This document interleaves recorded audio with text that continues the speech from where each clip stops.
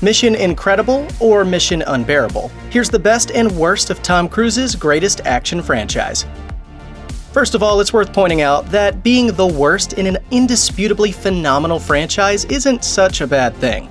It's not that director John Woo's submission to the IMF compendium is bad per se, it's just that it doesn't hold a candle to the other 5 films. The movie pairs Tom Cruise's Ethan Hunt with professional thief Nia Hall as they battle her ex-boyfriend, who also happens to be a rogue IMF agent. The baddie in this one is attempting to steal a deadly virus and start a worldwide pandemic, a plotline that has arguably aged better than anyone could have guessed at the time. Either way, Mission Impossible 2 is not the strongest of the series, and it would be 6 years before Ethan chose to accept his next mission. Yes, the stunt on the Burj Khalifa is cool, nobody's denying that, but that scene doesn't make up for Paula Patton's painful turn as Jane or Jeremy Renner's unbearably whiny Brant. If it wasn't for his wisecracking buddy Benji, Ethan might have thought about scrapping the entire team and starting fresh after Ghost Protocol. But in fairness, director Brad Bird's franchise entry does an excellent job of setting up the so-called Dashies, the most recent 3 films in the franchise, which take a decidedly cooler approach than the 3 that preceded them. Mission accomplished! The major set pieces lose a little urgency when you're watching them on a small screen, but all is forgiven for the movie's most thrilling moments. Benji inciting a Russian prison riot against his better judgment, for example, or he and Ethan using virtual reality trickery to break into the Kremlin. That's the IMF we all know and love. There's nothing quite like an original, or at least an adaptation of the real original. If nothing else though, the existence of the Mission Impossible TV series just goes to show that the party never starts until Tom Cruise shows up. It's hard to overstate the impact of Mission Impossible when it debuted in 1996. This was a movie that killed off half the cast in the first half hour, delivered a stealth scene so iconic it would be parodied for years to come, and of course introduced a new generation to an iconic theme song. Perhaps a good example of how the first of the franchise shook the status quo is the fact that audiences were originally baffled, some even angry, at how complicated and confusing the plot was. If you re-watch it today, however, you'll experience a storyline that feels as elegant as it is easy to follow.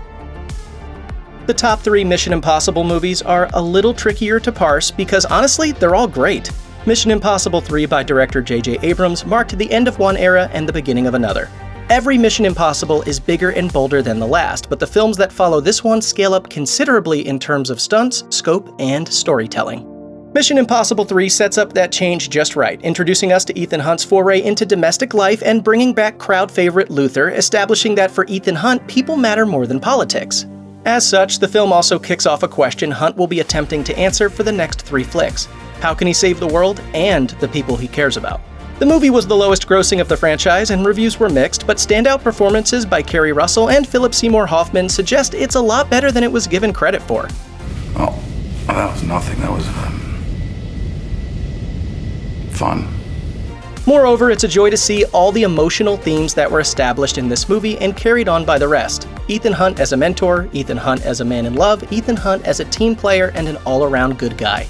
All in all, a retrospective viewing gives the 3rd installment a shine that critics might not have seen when it premiered in 2006.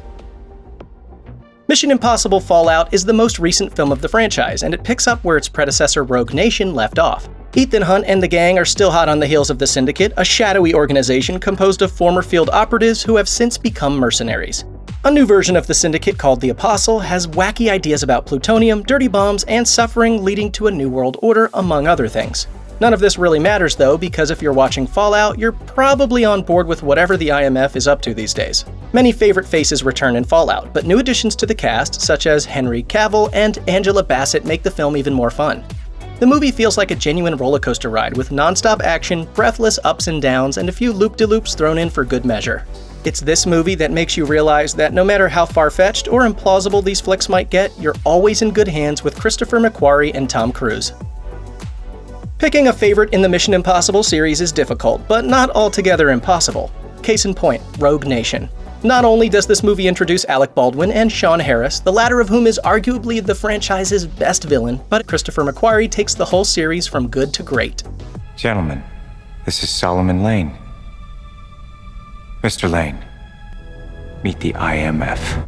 McQuarrie knows you can't just stack cool fight scenes on top of one another, so he uses clever jokes, stunning visuals, and well-written characters to create a house of cards so perfect you'll be holding your breath and praying it doesn't all come crashing down. Tom Cruise cements the movie, of course, with the same charisma that won hearts in the first film. But what knocks Rogue Nation into the top spot is Rebecca Ferguson, who makes her franchise debut with the character of Ilsa Faust. Faust is more than a match for Hunt, and she steals every scene she's in. Throw it all together and you've got the best Mission Impossible movie. Though, with McQuarrie and Cruise set to return for Dead Reckoning, this one may not be in the top spot for long.